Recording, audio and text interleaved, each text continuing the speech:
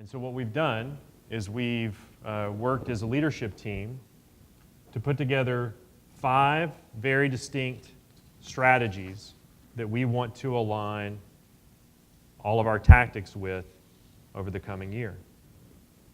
And so to emphasize the point of that we are better together, the 5 of us are going to present these next 5 strategies so that you can hear how we're thinking about them in different parts of the business. So I'm going to start with the first of our 5 strategic initiatives, which is to get to our vision, we need to revitalize, evolve, and differentiate the brand with bold changes. Bold changes, okay? Incrementalism isn't going to win. Little dial here, little dial there isn't going to win. We're going to have to do some things to revitalize our restaurants. We have the benefit of having a restaurant organization that's 36 years old. We also have some restaurants that are 20, 22, 25 years old that need some love. They need to be revitalized. If you think about the restaurant choices you have, and you walk into one of our restaurants, you're like, I love this place, but why does it look like I just went in a time warp? Like it's, right? And that's not mean. I don't mean that mean, but thank you for nodding your head so I don't feel like, no, we love these things. You're an idiot. Like that's helpful for you to see some nods. But let me tell you just some initiatives that we are already starting in this front. The remodels we talked about, right?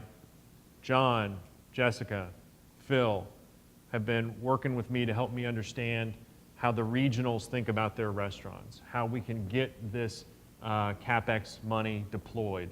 We've gone through and we've put a plan together. We are going to start these remodels right now. And in fact, we've been started. The team is on it and has done the surveys, and we are doing it today. So I want you to know it's coming. We also are going to start working on a new prototype, which I know you've heard before. I know it. I can assure you there will be no donkey pictures in the new prototype. And if you love a donkey picture, I've got a lot we can sell you. I'm just going to leave it at that. The other thing that we're going to do is we're going to go back to what made us great. Our food.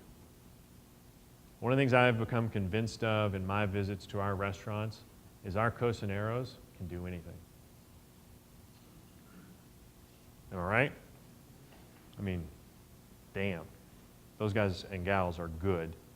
And so, number one, I haven't talked about it, but I'm going to do a small digression here. I love that we call them cocineros. And I want us to lean into that and play it up, and it is something that we own that no one else does. Our cocineros are proud to be a part of On the Border. And to make that point, remember how I asked how many people have been here for 10 years? You know what the average tenure of our cocineros is? 7.8 years. You go find me another restaurant company where the men and women in their kitchens have an average tenure of 7 years. Doesn't exist. And it's because they're really good at what they do and they're passionate about it. And the more we give them, it's going to be like putting another log of mesquite on the fire. So as we think about this strategy, as we think about our vision of where we have to go, we're going to make maybe some non-traditional decisions. Like, who in the world would ever hire 2 people to do one job when they already have a restaurant?